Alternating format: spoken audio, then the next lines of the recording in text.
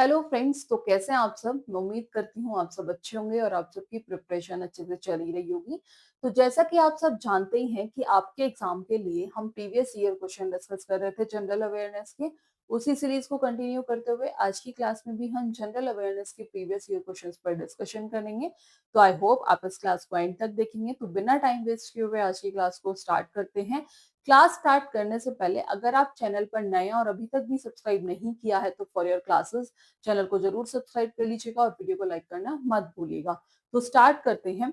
Let's see जो सबसे पहला क्वेश्चन है, क्वेश्चन नंबर फर्स्ट है आपका। ठीक है, फर्स्ट है आपका कि which of the following is a directive principle of state policy, कि इनमें से कौन सी डायरेक्टिव प्रिंसिपल है state policy under the Indian constitution. यानी कि क्वेश्चन में पूछा है कि भारतीय संविधान के तहत इनमें से निम्नलिखित में से कौन सा राज्य की नीति निर्देशक सिद्धांत है, यानी कि direct principle of state policy under the Indian constitution. तो पहला है प्रमोशन ऑफ इंटरनेशनल पीस, यानी कि अंतरराष्ट्रीय शांति का प्रचार। दूसरा है अब्ज्यूरिंग ऑफ वायलेंस, यानी कि हिंसा का त्याग। तीसरा है development of the scientific temper, यानी कि वैज्ञानिक दृष्टिकोण का विकास। तीसरा है रिस्पेक्टिंग द नेशनल एंथम, राष्ट्रगान का सम्मान। और इनमें पूछा है कि निम्नलिखित में से कौन सा राज्य की नीति निर्देशक सिद्धांत है, तो वो है आपका प्रमोशन ऑफ इंटरनेशनल पीस। तो जो आपका फर्स्ट ऑप्शन है ये क्या हो जाएगा सही आंसर। आगे बढ़ते हैं, नेक्स्ट क्वेश्चन है, सेकंड है which of the following state in India, की इंडिया में ऐसी कौन सी स्टेट है has the lowest total fertility rate, जिसका टोटल फर्टिलिटी रेट जो है वो कम है चिल्ड्रन पर वुमेन।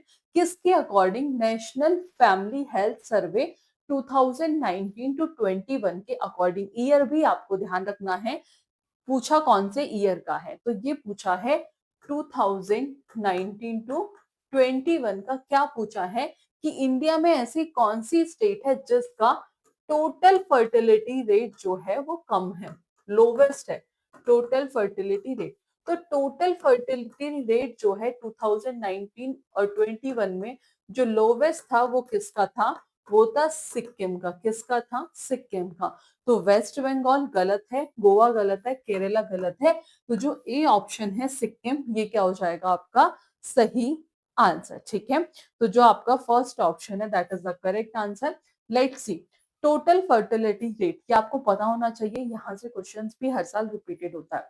तो average number of children a women give birth to during her reproductive life, यानी कि रिप्लेसमेंट लेवल फर्टिलिटी 2.1, जो पॉपुलेशन है वो कैसी होगी, रिमेन स्टेबल।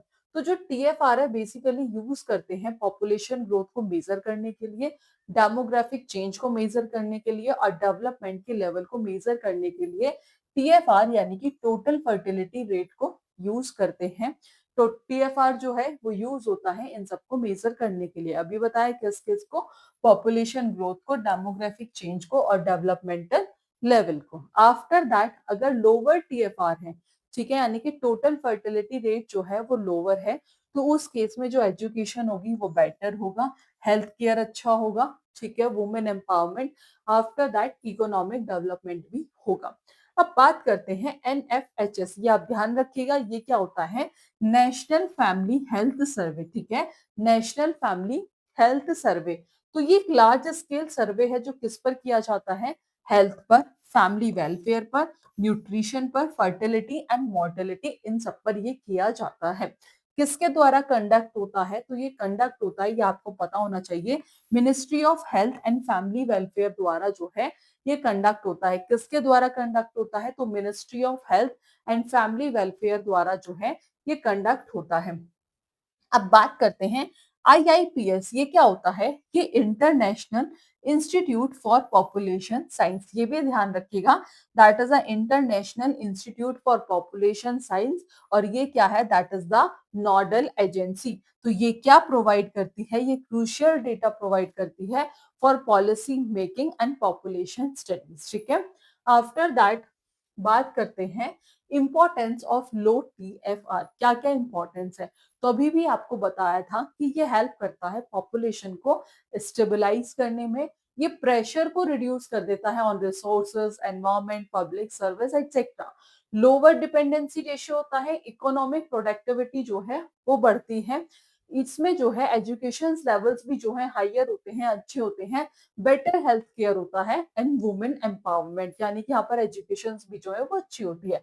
अब क्या क्या फैक्टर अफेक्ट करते हैं, तो एजुकेशन, स्पेशली वुमेन एजुकेशन, दूसरा health care access, maternal care plus family planning, after that economic development and urbanisation और कल्चरल नॉर्म्स यानी कि फैमिली साइज प्रेफरेंस। ठीक है, तो ये सब आपको ध्यान रखने का। अब बात करते हैं नेक्स्ट क्वेश्चन पर कि राइक स्टैक जो है, व्हाट इज रिच स्टैक, यानी कि जो रिच स्टैक है वो क्या होता है। ठीक है, क्वेश्चन में पूछा है कि जो रिच स्टैक है वो क्या होता है। ठीक है, तो इसमें जो पहला क्वेश्चन है आपका, एक सेकेंड, ओके दिस वन। ठीक है, तो इसमें जो ऑप्शन है कि ये वो प्लेस है जहां पर where the treaty of Versailles was sign, यानी कि यह स्थान जहां पर वर्सेलिस की संधि पर हस्ताक्षर किए गए थे। ठीक है, दूसरा है द जर्मन पार्लियामेंट, यानी कि जर्मन संसद है, या फिर द नाजी कंसेंट्रेशन कैंप है, या फिर office of German arm force headquarter है। तो रिचटेक क्या होता है, that is the German parliament. तो जो आपका बी ऑप्शन है ये क्या हो जाएगा, सही आंसर क्या है, the German parliament. Let's see Reichstag. ठीक है, that is the historic building in Berlin. तो बेसिकली जो रिचटेक है वो क्या है, जर्मन की राजधानी, जर्मनी की राजधानी जो कि क्या है, बर्लिन में स्थित ऐतिहासिक भवन है। क्या है, बर्लिन में स्थित ऐतिहासिक भवन है, जहां वर्तमान में जर्मनी की राष्ट्रीय संसद के निचले सदन यानी कि बुंडस्टैग की बैठक होती है। किसकी बैठक होती है, बुंडस्टैग की बैठक होती है। यह भवन कब पूरा हुआ था ये पूछा जा सकता है, तो ये 1894 में पूरा हुआ था और जर्मन साम्राज्य के संसद का मुख्य भवन था। ठीक है जी, तो ये आप ध्यान रखिएगा। और आफ्टर दैट 1933 में इस भवन की हुई आगजनी की घटना में नाजी सत्ता स्थापन में महत्वपूर्ण भूमिका निभाई। तो आपको पता करना है, याद क्या रखना है, सॉरी ये पद याद रखना है आपको कि रिजिस्टर होता क्या है, तो that is the German parliament. आगे बढ़ते हैं, नेक्स्ट क्वेश्चन है what is the slash and burn method of cultivation called. बहुत इजी क्वेश्चन है। क्वेश्चन में पूछा है कि खेती की कटाई और जलाई विधि को क्या कहा जाता है, तो हम उसे क्या कहते हैं, उसे हम कहते हैं झूम कल्टीवेशन। क्या कहते हैं, झूम कल्टीवेशन। ऑप्शन देखते हैं, तो जो पहला है जूम कल्टीवेशन, जालो खेती, यानी कि जालो कल्टीवेशन नहीं कहते हैं, किवाड़ खेती नहीं कहते हैं, क्रॉपिंग कल्टीवेशन नहीं कहते हैं, तो उसे हम क्या कहते हैं, उसे हम जूम कल्टीवेशन कहते हैं। तो जो ए ऑप्शन है बेसिकली ये क्या हो जाएगा, सही आंसर। ये प्रैक्टिस कहाँ किया जाता है, मेनली नॉर्थ ईस्टर्न स्टेट। कहाँ होता है प्रैक्टिस, मेनली इन north Indian state. Practice mainly इन नॉर्थ ईस्टर्न स्टेट। कहाँ प्रैक्टिस किया जाता है, मेनली इन नॉर्थ इंडियन स्टेट। तो जो ए ऑप्शन है ये क्या हो जाएगा आपका सही आंसर। ठीक है, मूव करते हैं नेक्स्ट क्वेश्चन पर।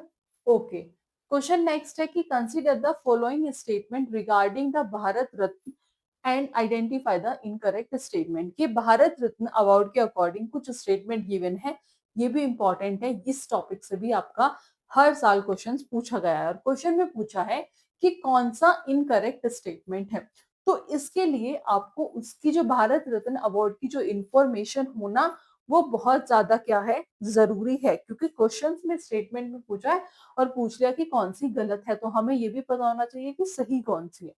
सही पता होगी तभी हम गलत सही मार्क कर पाएंगे। तो पहला है there is no restrictions on the number of annual award in a particular year. ठीक है, फर्स्ट ऑप्शन में है कि किसी विशेष वर्ष में वार्षिक पुरस्कारों की संख्या पर कोई प्रतिबंध नहीं है, तो ये बात सही है।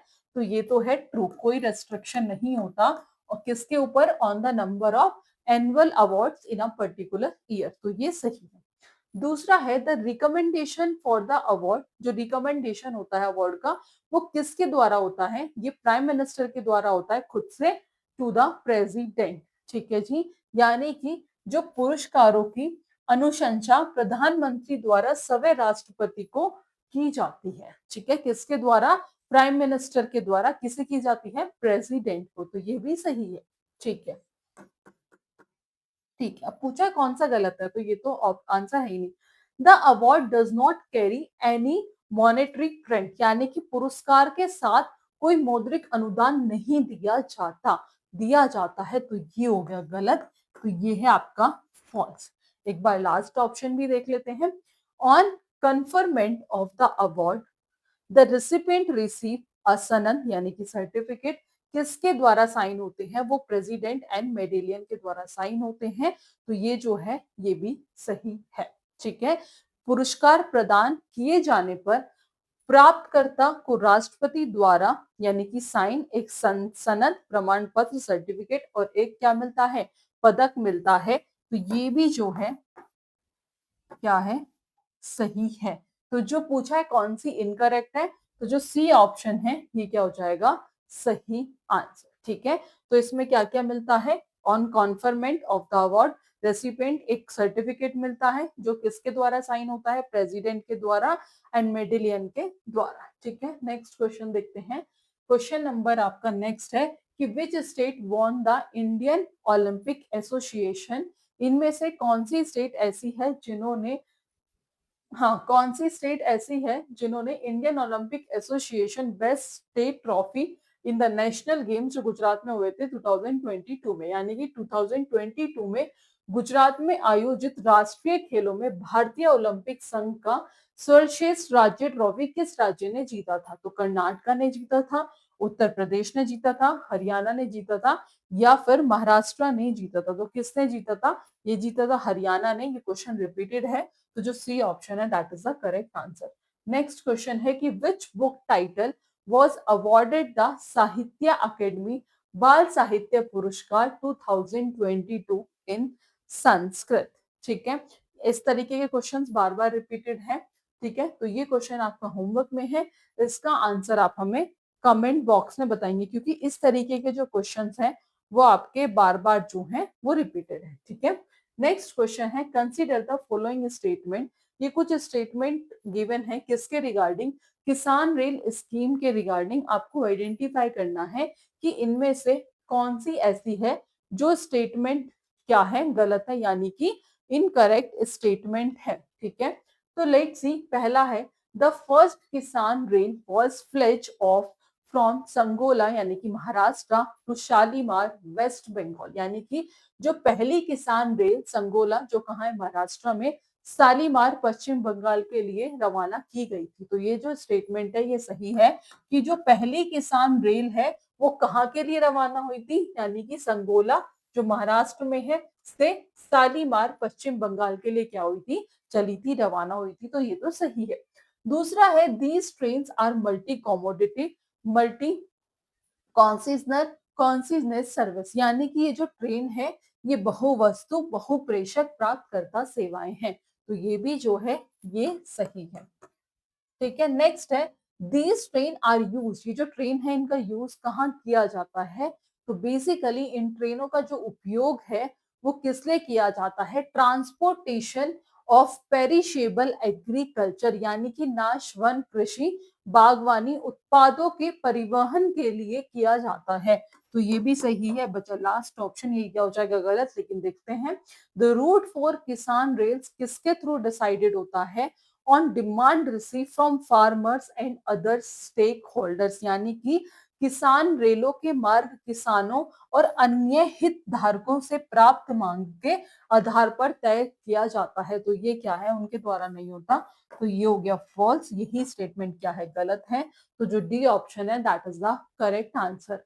नेक्स्ट क्वेश्चन है आपका, ठीक है, कि which of the following type of soil tend to be light well irrigated and dry, कि इनमें से कौन सी सॉइल ऐसी है जो कैसी होती है? लाइट होती है, हल्की होती है, अच्छी तरह हवादार और सूखी होती है। तो सैंडी सॉइल है, क्ले सॉइल है, लॉमी सॉइल है, या बहुत क्ले एंड लॉमी सॉइल है। तो वो कौन सी सॉइल होती है? वो होती है सैंडी सॉइल। तो जो ए ऑप्शन है ये क्या हो जाएगा? सही आंसर। ठीक है, तो सैंडी सॉइल के पास जो पार्टिकल्स होते हैं वो कैसे होते हैं? वो लार्ज होते हैं, उनके बीच में स्पेस होता है जो उन्हें लाइट बनाती है।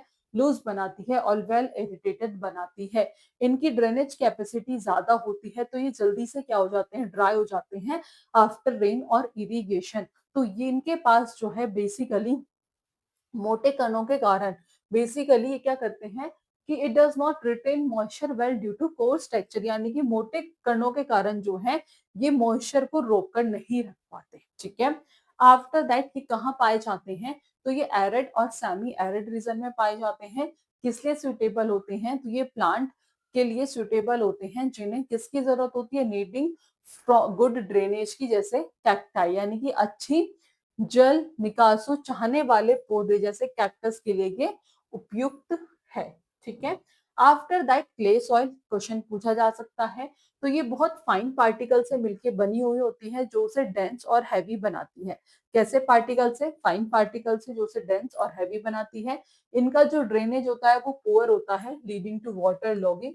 ये हाई मॉइस्चर को होल्ड करती हैं, न्यूट्रिएंट रिच होती हैं, बट डिफिकल्ट टू प्लग, किसके वजह से, कॉम्पैक्टनेस की वजह से। दूसरा आता है लॉमी सॉइल। लॉमी सॉइल्स क्या होता है, इसमें बैलेंस मिक्सचर होता है, किस किस का, सैंड का, सिल्ट का और क्ले का। ये फर्टाइल होती हैं, गुड ड्रेनेज, और आफ्टर दैट इसमें जो मॉइस्चर रिटेंशन की कैपेसिटी है वो भी अच्छी होती है। ये एग्रीकल्चर के लिए आइडियल है और ये वाइड प्लांट ग्रोथ को सपोर्ट करती है। इसमें आप इजीली क्या कर सकते हैं, काम कर सकते हैं। सॉइल एरेशन, एरेशन का मतलब होता है कि सॉइल के अंदर एयर का अवेलेबिलिटी, ये एसेंशियल होता है for root breathing and microbial activity के लिए। वेल एरेटेड सॉइल जितनी ज्यादा होगी उतना ही प्लांट जो है वो हेल्थी, उसकी प्लांट की जो ग्रोथ है वो हेल्थी होगी। आफ्टर दैट सॉइल मॉइस्चर, यानी कि अमाउंट ऑफ वाटर जो है वो सॉइल में कितना है। तो आफ्टर दैट ये असेंशियल फॉर, किस लिए जरूरी होता है, न्यूट्रिएंट अपटेक के लिए, माइक्रोबियल ग्रोथ के लिए और प्लांट डेवलपमेंट के लिए। तो जो सैंडी सॉइल है उसके अंदर मॉइस्चर रिटेंशन जो है, ये पूछा जा सकता है कि वो कौन सी सॉइल है जिसके अंदर मॉइस्चर रिटेंशन कम होता है, तो वो सैंडी सॉइल है। और वो कौन सी सॉइल है जिसके अंदर मॉइस्चर रिटेंशन जो है वो ज्यादा होता है, हाई मॉइस्चर रिटेंशन होता है, वो आपका क्ले सॉइल है। ठीक है, आगे बढ़े। नेक्स्ट क्वेश्चन है, which of the following statement is are correct. इनमें से कौन सी स्टेटमेंट जो है वो सही है, किसके रिगार्डिंग, वेजिटेबल कैरेट के रिगार्डिंग। ठीक है, फाइब्रस, कौन सी स्टेटमेंट जो सही है, fibrous root, tap root, aerial root, या फिर लास्ट है आपका स्टोरेज रूट। तो जो कैरेट है वो कैसे होते हैं, कैरेट के पास कैसा होता है, has a tap root system. Carrot has a tap root system. ठीक है, कि कैरेट के पास क्या होता है, टैप रूट सिस्टम होता है, and the root is modified for storage and make it as a storage root. तो टैप रूट और स्टोरेज रूट क्या हो जाएगा, सही आंसर। तो इसमें जो आपका बी और डी है, बी एंड डी, ये क्या हो जाएंगे, दोनों सही आंसर। ठीक है, तो ये थे कुछ क्वेश्चंस जो हमने जनरल अवेयरनेस से डिस्कस किए हैं। आई होप क्लास पसंद आई होगी। फर्दर ऐसी क्लास के लिए चैनल के साथ जुड़े रहिएगा। आज की क्लास में इतना ही, मिलेंगे नेक्स्ट क्लास में नेक्स्ट टॉपिक के साथ। So thank you for watching this class.